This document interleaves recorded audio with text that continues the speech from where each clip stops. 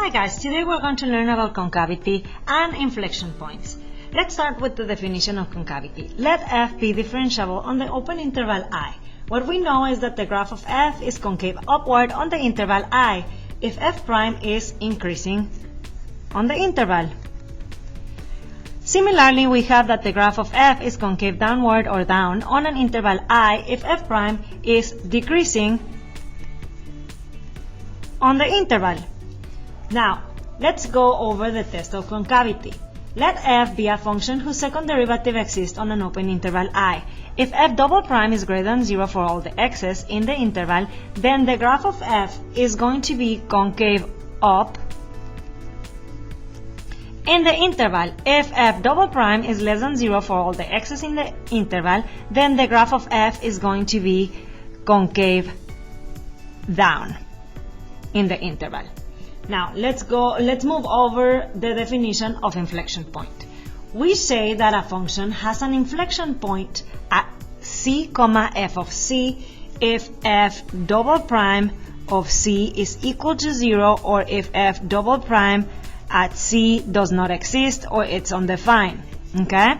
So if f double prime changes sign from positive to negative or negative to positive at x equals c, or if f prime changes from increasing to decreasing or decreasing to increasing at x equals c. The graph of f is shown below. States the signs of f prime, f double prime on the interval 0, 3. So over here you have the graph from 0 to 3 of f. Okay? So what we have here is that you have that it's concave up, and then at the same time this function is decreasing. So from that statement we can conclude a lot of things. The first thing, we want to know what's the deal with f prime, and what we know is that f is decreasing on the interval 0, 3. That's a true statement. Since we have that f is decreasing there, because we can see it, we know that f prime is less than 0 on the interval 0, 3.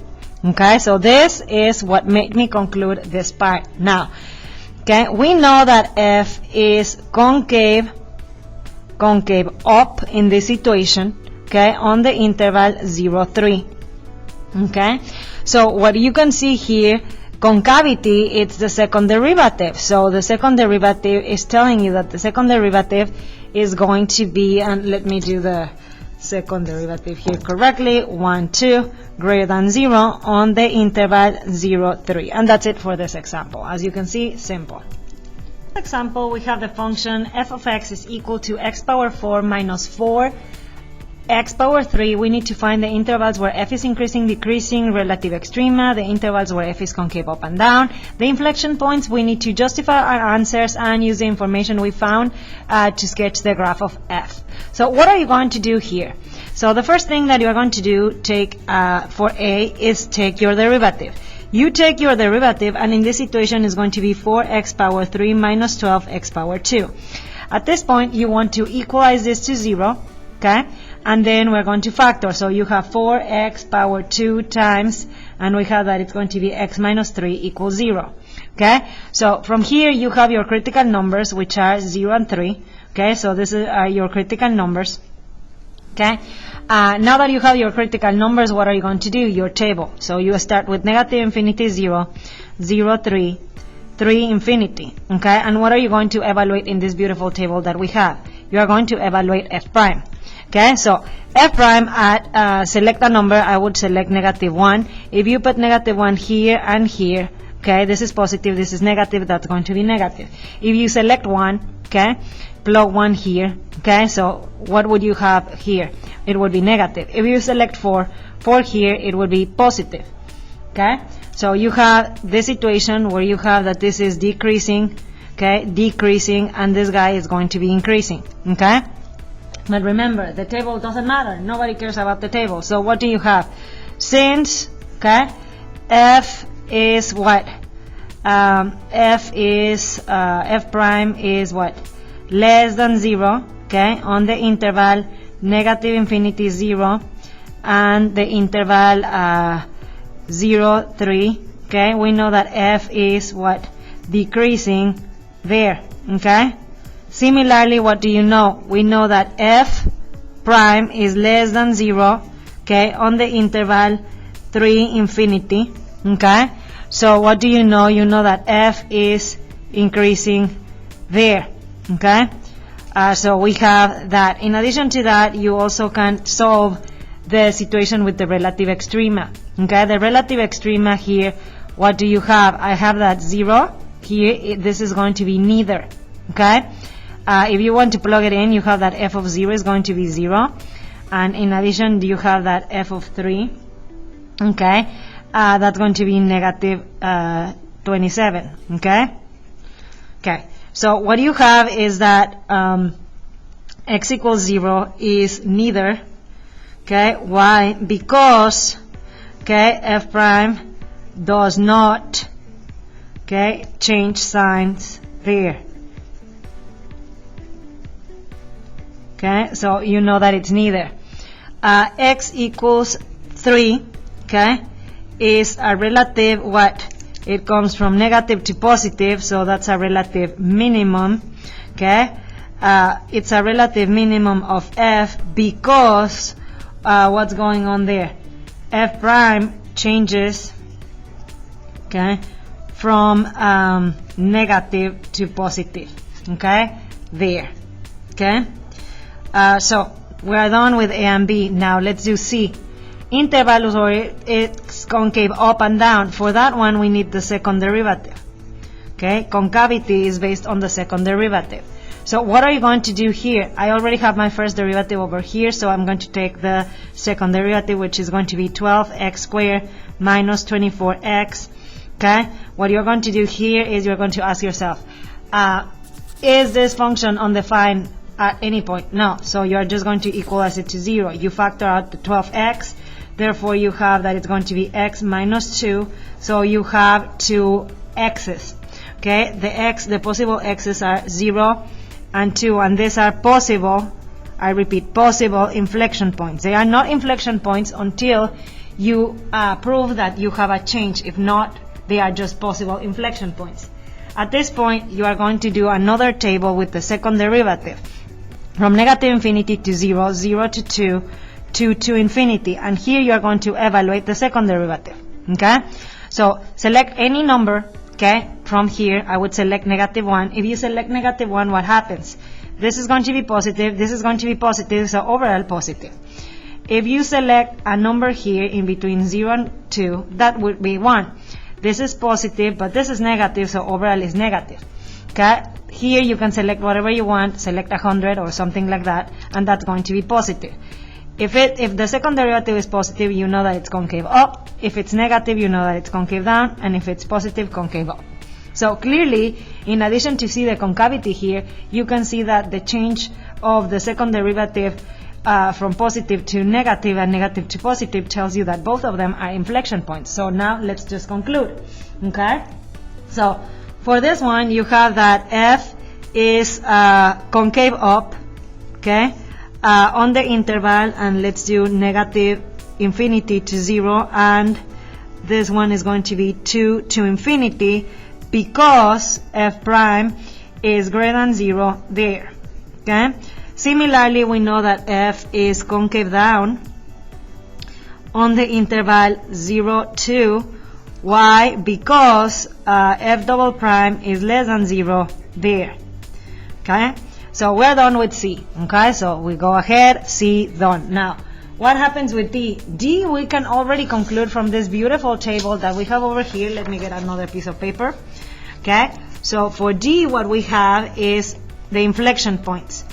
We know, okay, that since we want points, okay, you want points, we have the x, we want the x and y. Okay, so I know that f of 0 is going to be equal to 0, and the other one that I want is going to be f of 2. Why f of 2? Because if you see the table here, I know that that's my other inflection point. You are going to plug this 2 into the original. Okay, so you know that f of 2 is going to be equal to negative 16. Okay, so moving on back to my table and to all the work that I have done. Okay, we are here. Okay, so what can you conclude? Since, okay, f double prime changes sign, okay, at x equals 0 and x equals 2, okay, what do you know? Both points, in this case 0, 0 and 2, negative 16 are inflection points of f, okay? So you have that beautiful situation. What do you have? Now we can graph it, okay? So for the graph, let me graph it here, okay? So you have a situation like this. You know that 0, 0 is an inflection point. In addition to that, what else do you know? I know that another inflection point that I have, it was 2, negative 16. Let's say that it was here.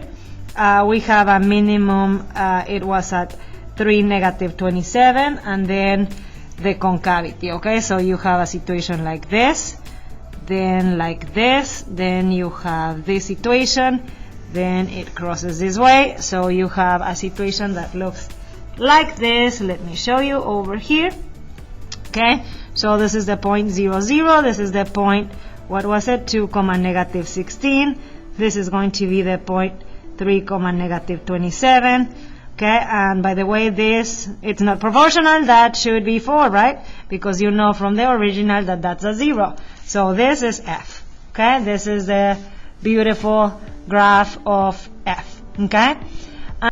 For the following example, you need to sketch the graph of a continuous function f.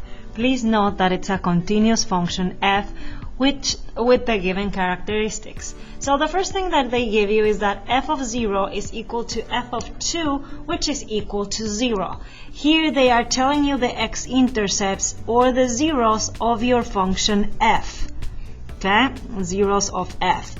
In addition, they give you that f prime is greater than 0 if x is less than 1.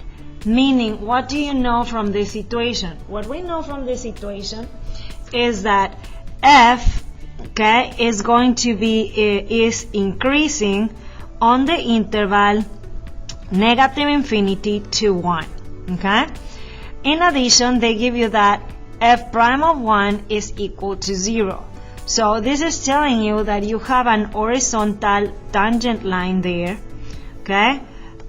So you might have a relative max or min in this situation. The following thing that you have is that f prime is less than 0 if x is greater than 1, meaning f is going to be decreasing on the interval 1 to infinity, okay?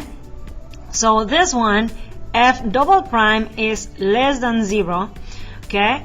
So what do you have here? That f is concave down, okay, on the interval basically negative infinity to positive infinity, okay?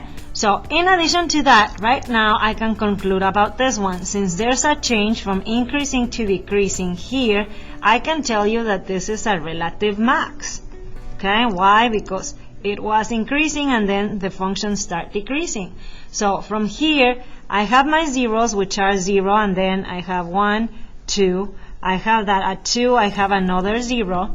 Okay. In addition, they tell me that at 1, at x equals 1, which is over here, you are going to have a relative maximum. So what you have is something that looks like this. Since they tell you that it's a continuous function, we have a situation like this because we know that it's concave down. And that's it for this problem. Wasn't that simple? Now let's change the conditions a little bit. Again, for this example that we have over here, they give you the x-intercepts or the zeros of your function f. Okay, so you're again like, okay, whatever, we have the 0 and the 2. Okay, f prime is greater than 0 if x is less than 1, meaning f is going to be again increasing on the interval negative infinity, 1. F prime is undefined. Here, pretty much we don't have an horizontal tangent line, but we know that this is going to be a critical number, okay? Now, f prime is less than 0 tells you that f is what? Decreasing on the interval 1, infinity. And then you have that f double prime is greater than 0, therefore you know that f is going to be what? Concave up on the interval negative infinity to positive infinity. Okay, so here this one is a little bit tricky. Why? Because we know that the concavity is going to be up.